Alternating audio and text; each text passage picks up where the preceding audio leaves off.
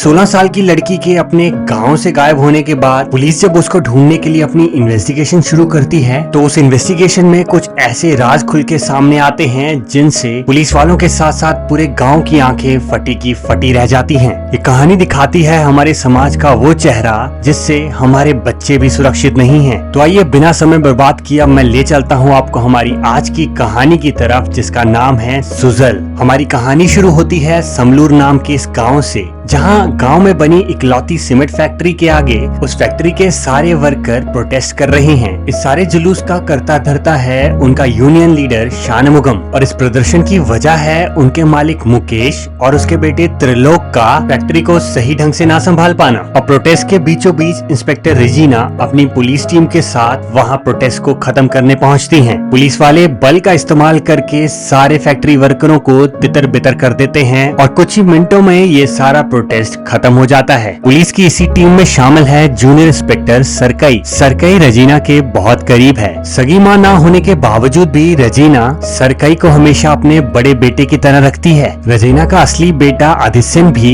सरकई को बड़े भाई की तरह मानता है और इन तीनों में प्यार इतना है जैसे मानो एक ही परिवार का हिस्सा हो। अब प्रोटेस्ट के बाद शानमुगा अपने भाई गुना के साथ अपने घर पहुँचता है। घर पे शानमुगा की छोटी बेटी नीला उसका इंतजार कर रही है। अपनी धुन में रहने वाली नीला पढ़ाई में थोड़ी कमजोर है, इसलिए घर आते ही शानमुगा से उसे थोड़ी डांट पड़ जाती है। दूसरी तरफ पूरे गांव में मायना कोल्ली नाम के त्योहार की तैयारियां चल रही हैं। ये गांव में हर साल मनाया जाने वाला त्योहार है जिसमें गांव के सारे लोग देवी माँ को खुश करने के लिए हर साल 10 दिन के लिए यह त्योहार मनाते हैं। इसीलिए सरकई और बाकी सारे पुलिस वाले इस त्योहार की देख रेख में लगे हुए हैं, क्योंकि जितना बड़ा त्योहार है उतना ही इस त्योहार को अपराधियों से खतरा। अब इसी बीच रात में सरकई को एक फोन आता है। फोन पर उसे खबर मिलती है कि उस सीमेंट फैक्ट्री में आग लग चुकी है। सरकई तुरंत अपनी सारी टीम को लेके मौके पे पहुंचता है, पर आग इतनी भयंकर है कि फैक्ट्री सारी जल के राख हो चुकी है। अब रेजिना भी मौका वारदात पे पहुंचती है और उसके पीछे पीछे फैक्ट्री के मालिक मुकेश और शानमुगम भी। इतनी बुरी तरह से फैक्ट्री को जलते हुए देख सब के सब हैरान हैं, क्योंकि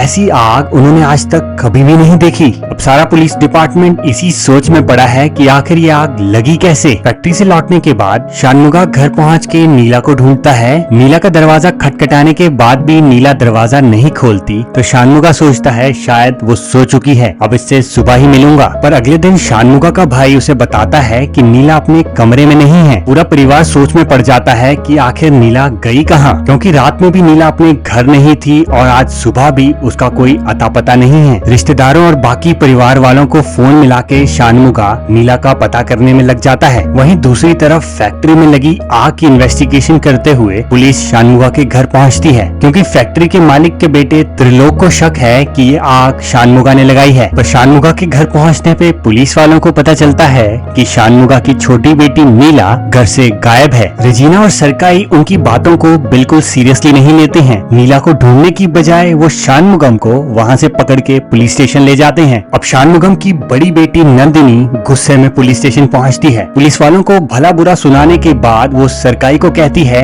कि वो जल्द से जल्द उसकी बहन को ढूंढने की कोशिश करे, क्योंकि अगर नीला को कुछ हो गया तो उसका जिम्मेवार कोई और नहीं बल्कि सारा का सारा पुलिस डिपार्टमेंट होगा। इसके बाद सरकई का थोड़ा मन बदलता है और वो नीला की इन्वेस्टिगेशन में लग जाता है। सारी कैमरा फुटेजेस को चेक करते हुए एक फुटेज ऐसी भी है जिसमें उसे नीला दिखाई देती है। आधी रात को नीला अकेले सड़क पे चल रही है और ये रात वही रात है जिस दिन उस गांव में त्योहार शुरू हुआ था। उसकी हैरानी तब बढ़ती है जब वो देखता है कि रोड के बीचों बीच से एक गाड़ी नीला को वहाँ से उठा के ले गई है, और पहली नजर में देखने पर ये एक किडनैपिंग का केस लग रहा है। मामले की गंभीरता को देखते हुए सरकई सीधा रेजिना के पास पहुँचता है। सीसीटीवी फुटेज को देखने पे रेजिना बोलती है, मुझे लगा था नीला अपने पिता से लड़ाई करके घर छोड़ के गई है, पर ये मामला कुछ और ही लग रहा है। सरकई नीला के घर पहुंचता है उसके परिवार को उसकी किडनैपिंग की खबर देने। नंदिनी जब किडनैपिंग की खबर सुनती है तो उसकी हालत खराब हो जाती है, पर उसके पिता शानमुगम को अभी भी कोई आइडिया नहीं कि उसकी बेटी के साथ आखिर हुआ क्या है। शानमुगम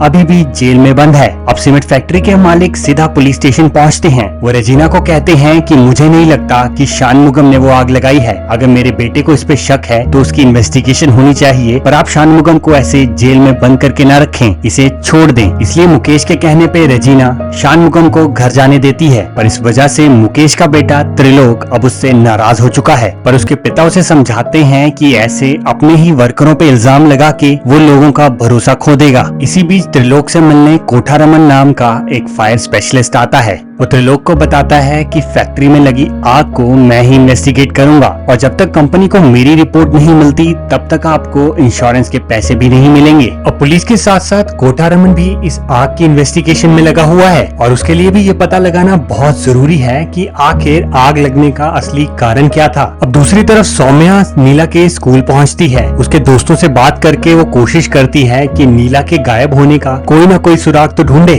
दूसरी तरफ सकराई नीला की ट्यूशन में पहुंच गया है। ट्यूशन टीचर से बात करने पे उसे पता चलता है कि नीला काफी शांत किस्म की लड़की थी। वो ना ही तो किसी से ज्यादा बोलती चालती थी और ना ही फालतू की दोस्ती रखती थी। पर ट्यूशन के बाहर खड़े आवारा बच्चों से जब वो नीला के बारे में पूछता है तो वो लोग कहते हैं कि नीला के पीछे कोई लड़का यहाँ रोज आता था। वो लड़का नीला के पीछे पागल था और उससे प्यार करता था। सकराई को ये सुन के बहुत हैरानी होती है क्योंकि उसने अभी तक जो नीला के बारे में सुना था ये उससे बिल्कुल उलट है, क्योंकि इस लड़के के बारे में तो नीला के परिवार को भी नहीं पता। वो लड़के सकराई को नीला की एक दोस्त के बारे में बताते हैं। इस दोस्त का नाम मलार है और वो कहते हैं कि मलार हमेशा नीला के साथ ही रहती थी, ट्यूशन में भी और स्कूल में भी। तो हमसे ज्यादा मलार को नीला के बारे में पता है। ये सुन के सकराई इंस्पेक्टर रेजिना को लेके सीधा मलार के घर पहुंचता है। रेजिना मलार के माता पिता को बोलती है कि नीला की जानकारी के लिए मुझे मलार से कुछ देर बात करनी है। पर नीला के गायब होने के बाद मलार इतनी डरी हुई है कि वो अपने कमरे से बाहर ही नहीं निकलती। रेजिना बहुत कोशिश करती है मलार को मनाने की, पर मलार अपने कमरे से बाहर निकलने को ही तैयार नहीं। थक हार के सकराई और रेजिना को उससे बिना बात किए वहाँ से जाना पड़ता है। पर जैसे ही रेजिना और सकराई उसके घर से बाहर निकलते हैं, मलार के पिता अपनी बेटी मलार को लेके कहीं और निकलने की तैयारी में है। सकराई ये सब देख लेता है और उनकी गाड़ी को आधे रास्ते में रोक के मलार से पूछताछ करने की कोशिश करता है। इतने में सौम्या भी वहाँ पहुँचती है और सौम्या को देख के मलार के आंसू निकल आते हैं। सकराई उससे पूछता है कि आखिर वो जो ट्यूशन के बच्चे जिस लड़के की बात कर रहे थे वो लड़का है कौन। रोते रोते मलार उनको जवाब देती है और कहती है कि वो लड़का कोई और नहीं बल्कि एसीपी रेजिना का बेटा आदित्यन है। आदित्यन का नाम सुन के सब लोग हैरान हो जाते हैं क्योंकि आदित्यन के माँ बाप को भी यकीन नहीं हो रहा कि आदित्यन एक लड़की के साथ ऐसा कैसे कर सकता है। और क्योंकि आदित्यन अपने घर पे नहीं है बल्कि अपने दोस्तों के साथ मुन्नार गया हुआ है, इसलिए इस बात की सच्चाई का पता लगाना भी बहुत मुश्किल है। जब नीला के माता पिता कहते हैं कि आदित्यन की आज तक हमने कोई भी कंप्लेन नहीं सुनी, तो जवाब में मलार कहती है कि मैंने खुद उसे अपनी आंखों से देखा है नीला को परेशान करते हुए, और नीला ने तो कभी उसे भाव भी नहीं दिया। फिर भी वो नीला के हमेशा पीछे पड़ा रहता था। अपने बेटे के बारे में नए नए खुलासे सुन के इंस्पेक्टर रेजिना गुस्से में आदित्यन को फोन करती है। आदित्यन अपना फोन नहीं उठाता पर उसके दोस्त उसका फोन उठाते हैं। उसका दोस्त इंस्पेक्टर रेजिना को बताता है कि आदित्यन बाजार गया हुआ है कोई सामान लेने। रेजिना गुस्से में कहती है कि तुम 4 घंटे के अंदर वापस घर पहुंचो, यहाँ इतना बड़ा बखेड़ा खड़ा करके वहाँ पे मजे करने की कोई जरूरत नहीं। पर कुछ ही देर में वो लोग भी अपना फोन स्विच ऑफ कर लेते हैं। बार बार फोन करने पे भी जब रेजिना को कोई जवाब नहीं मिलता तो वो सकराई को बोलती है कि तुम खुद मुन्नार जाओ और मेरे बेटे को वापस लेके आओ। पर इससे पहले कि सकराई मुन्नार पहुंच पाता, सौम्या उससे पहले वहां पहुंच के नीला का पता लगाने में लगी है, क्योंकि अगर आदित्यन मुन्नार में है तो हो ना हो नीला भी मुन्नार में ही मिलेगी। अब दोनों साथ मिलके आदित्यन और उसके दोस्तों को ढूंढने में लग जाते हैं। एक घर में सकराई को वही वैन खड़ी हुई मिलती है जिस वैन में उन किडनैपर्स ने नीला को उठाया था।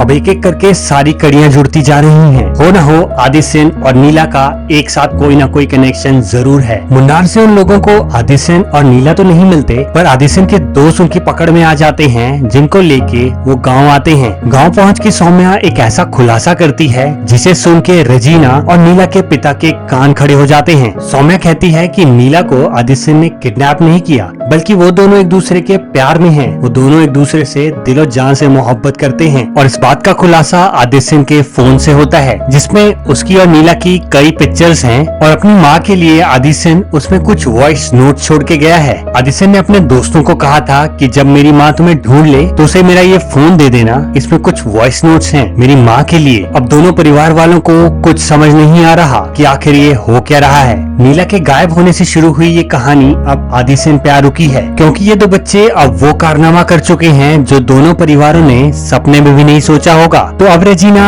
आदि सेन के वॉइस नोट सुनना शुरू करती है। बाकी की कहानी से पर्दा उठाने के लिए अब ये वॉइस नोट्स ही कुछ हेल्प करेंगे, पर हम लोग ये वॉइस नोट्स अब अगली वीडियो में सुनेंगे, क्योंकि अभी के लिए ये वीडियो काफी लंबी हो चुकी है। और वीडियो अगर यहाँ तक पसंद आई हो तो चैनल को सब्सक्राइब करना बिल्कुल ना भूलें। मिलते हैं अगले पार्ट में इसी वीडियो के साथ।